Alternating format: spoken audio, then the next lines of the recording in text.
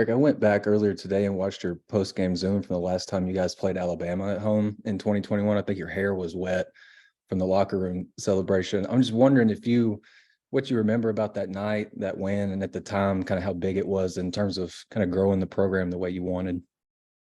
I mean, honestly, I don't really remember post game. I guess I black out after games, winning and losing. I mean, I couldn't tell you the score or anything, to be honest with you, Scotty. All right. I wish I had more. Yeah, I think it was February 2021. Y'all won, I think, by 15. They were sixth in the country. Just thought it was kind of like maybe a win that kind of maybe pushed you guys into the national spotlight a little bit. Yeah, I mean, I think in this league, anytime you play another ranked team, certainly walking out of Auburn's arena the other night, I felt like, from their perspective, that was a really big game for them and a really big win for them. And one of the guys on staff had mentioned that their staff had said it was one of the top 4 wins they had in that building. So yeah, I think that our win last year against Auburn, our win against Alabama, the game that you're referencing, Scotty, I think anytime that our win against Missouri this year, because they were ranked, I think anytime that somebody's playing really good basketball and you get a win, and then there's probably an extra excitement level for the fan base when the opposition is ranked. The last thing from me, I guess if not for some foul trouble Saturday, AB may have played all 40 minutes in all 3 of your conference games to this point. Just how have you seen him approach league play and just handled the step up in competition? Well, if he wasn't in foul trouble, I guarantee he would have played 40 minutes. That's a good observation and a true one. He's just played really good basketball. He's in great shape, and is able to do that. And I thought he was phenomenal offensively, much like he was, for us in Maui, where we needed some points, and he was extremely aggressive, both in the half court and in transition. Bob? Hey, Eric, I think that game was 81-66 over Alabama, if I recall. But anyway, you were pretty happy afterwards, I think. Hey, rebounding. I'm happy after every win, though, Bob. Yeah, I'm Mr. Grouch after every loss. That's just kind of how it is. We had to dig that T-shirt out of your closet that Danielle gave you, the Cookie Monster, whoever that was. Hey, rebounding. I know you've had offensive struggles in the play, obviously, but the rebounding's been there. What do you think about the offensive rebound in particular of the guys like Kamani and Jordan and Makai, and just how that's an aspect of the game you guys are doing pretty well right now? Yeah, I think we've been rebounding the ball good, both ends of the floor. Auburn's a really good rebounding team. Obviously, Alabama's a really good rebounding team. When you think about Clowney 15 and 14 and 23 Pringle and Gurley, all those guys get off the ground. Miller does a phenomenal job of getting his own rebound, old school, follow your shot.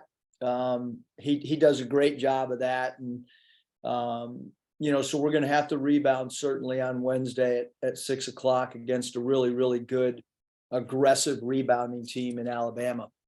And I know you talked a lot about Kamani's offensive rebounding strengths, but he's got 24 offensive boards and 23 defensive on the season. How unique is that, you think?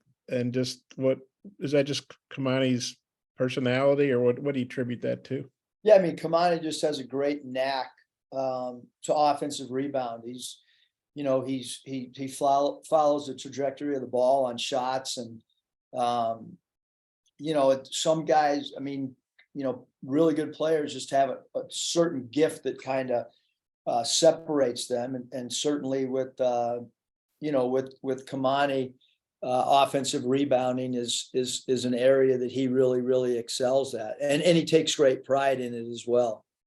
Alabama, they won at Houston. They beat UNC and Michigan State out in Portland. one of Mississippi State. So they're obviously playing real well away from home. But based on what you've seen from what makes them such a good team away from home? Well, it starts with having a lottery pick in Miller. At his size, you know, he's playing the 3 spot at 6'9". He can shoot over people. You know, he'll handle the ball in pick and roll. He'll be a screen setter in pick and roll. He'll be a ghost screener in pick and roll. I mentioned his ability to follow his own misses, which is a unique characteristic. You know, you've got to locate him early because he's got deep range. And then, you know, Clowney's a really good player too, as a young player that's playing really well. And then you add in, you know, Sears is a player that's got experience and plays really well as a scorer because he can make threes. And, you know, you look at a guy like Quinterly who's now coming off the bench for him, and, you know, he's been a starter, you know, for a lot of his career. And now he's coming off the bench and providing a spark for him off the bench, and they'll shoot a lot of threes, but they also are really good at getting to the basket, really good dribble drive team. And there's a reason they're ranked 4th in the country, because they're really good. And they had a really difficult non-conference schedule. They did an awesome job of winning those games that they scheduled. And they're a really confident team. Okay, I got a couple more maybe, but I'll turn it back to Mike. Thanks. Curtis? Coach, it seems like the most successful half you've had offensively in SEC play was that second half against Missouri, where you're able to speed things up. Do you feel like this group needs to maybe find ways to push the pace right now as you're sorting through things in the half court? And then how does that play against an Alabama team that likes to play so fast themselves?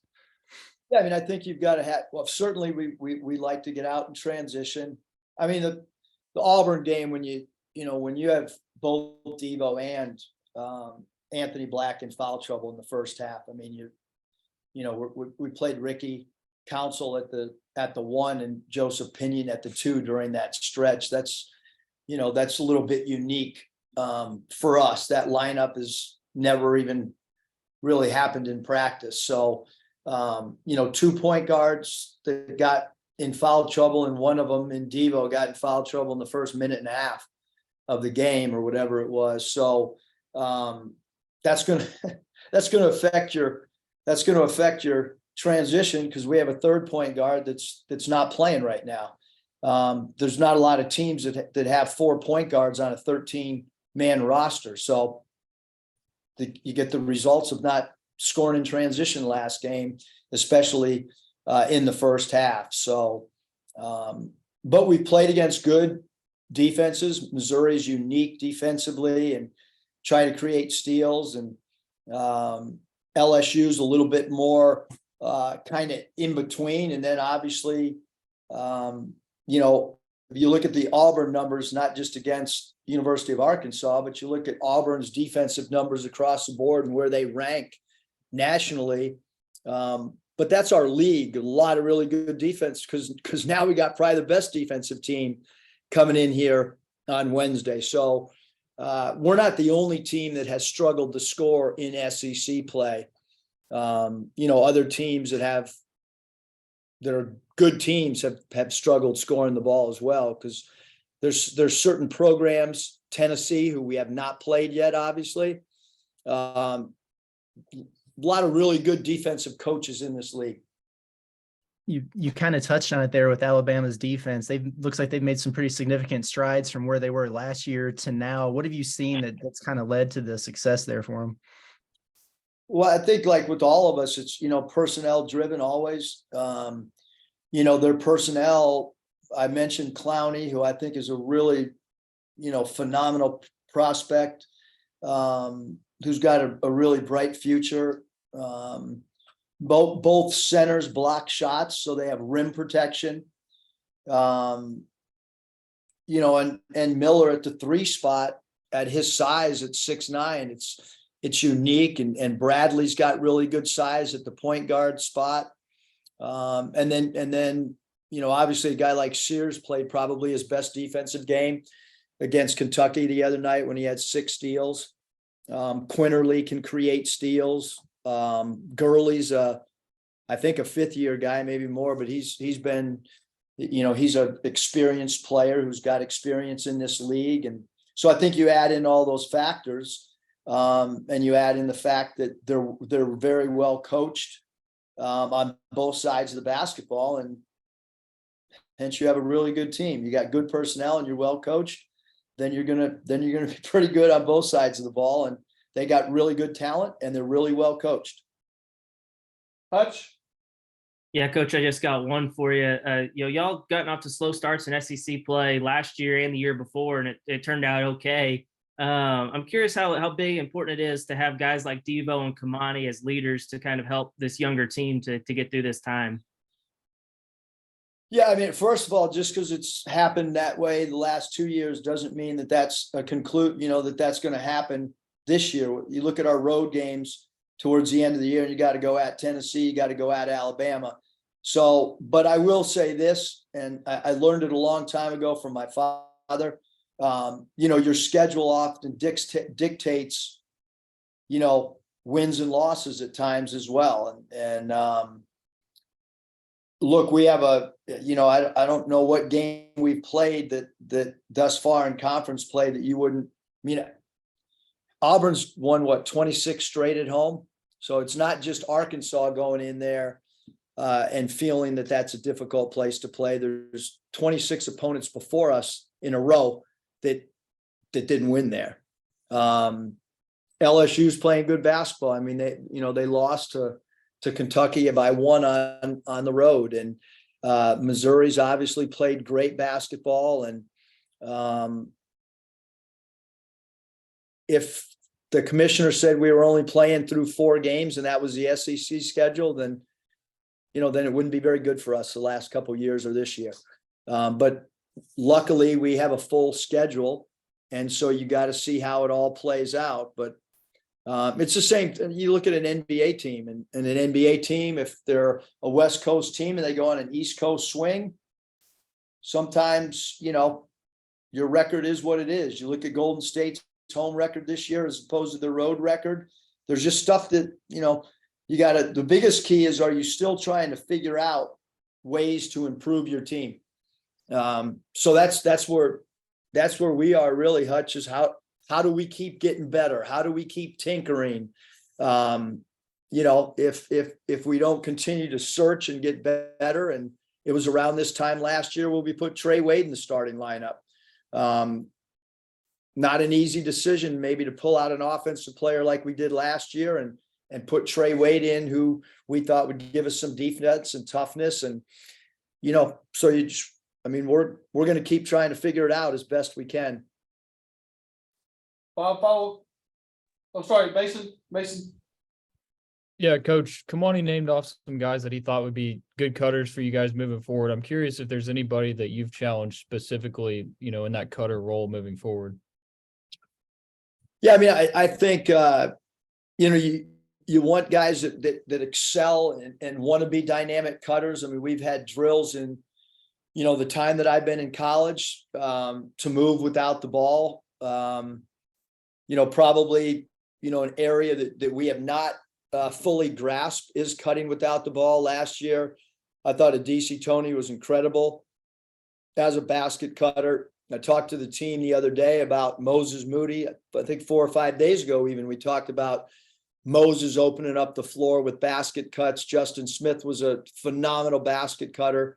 When we were at Nevada, both Martins were incredible basket cutters. So yeah, we don't want to stand, Anthony Black, we talked about it before the Auburn game, and Anthony Black went out and became a super cutter. And I thought he did a great job. That's where he drew many of his FTAs. Because we just, you don't want to stand out there and just dribble the ball into your shot. You got to try to score as well without a lot of dribbles at times, especially against really good defensive teams. And Bob, then final question? He's got another. No, sorry. Go ahead, Mason. I was just gonna ask real quick. Jordan had 10 shots against Auburn. Jordan Walsh, I was just curious what you're seeing from him offensively. Yeah, I think he's a young player who continues to develop, needs more consistency as a shooter for sure. But he's working on his game. He's getting better. He's getting opportunity. He's gotten a lot of minutes. And our hope and thought is that with each of these experiences, all of our young guys keep getting better. Anthony took a huge step in the right direction from where we were at our LSU game to where he is after the Auburn road game. So that's what you want. You want guys to continue to get better, and Jordan's the guy that we need to continue to grow his game. Bob, final question? Yeah, Eric, kind of on that theme, Jordan had 10 boards the other night. He's averaging 8-7 in league play. Makai's averaging 8-7. You got pretty good rebound guards in AB and Devo and Ricky. Just what do you think about, Jordan as a rebounder, and then just, you've got other guys that can do it too, just team rebounding, I guess I'd say. Yeah, I mean, I think we're a really good, rebounding team offensively. We've improved. We didn't think we were offensive rebounding nearly enough until maybe the last couple of weeks. And I think we've increased, the pressure that we put on the rim from an offensive rebounding standpoint. But yeah, we do have Jordan was a really good rebounder before he got to Arkansas, and he'll be a good rebounder when he's not at Arkansas. He's got a good nose for the ball. He's got good toughness. He's got really, really good reaction to the ball. Kamani's got great reaction. Makai's got really good reaction to the ball. And then there's some other guys that in limited minutes, like Mikel's a good rebounder, and he rebounds his area really well. So, we want to continue. You can't win in the SEC if you don't defensive rebounding, have a good defensive rebounding team. And certainly, against the team that we have coming in here Wednesday, we've got to not just defend individually, but also defend the 3-point line. And then the only way to end a defensive possession is with the defensive rebound. Thanks, Coach. Appreciate your time. Thanks, everybody.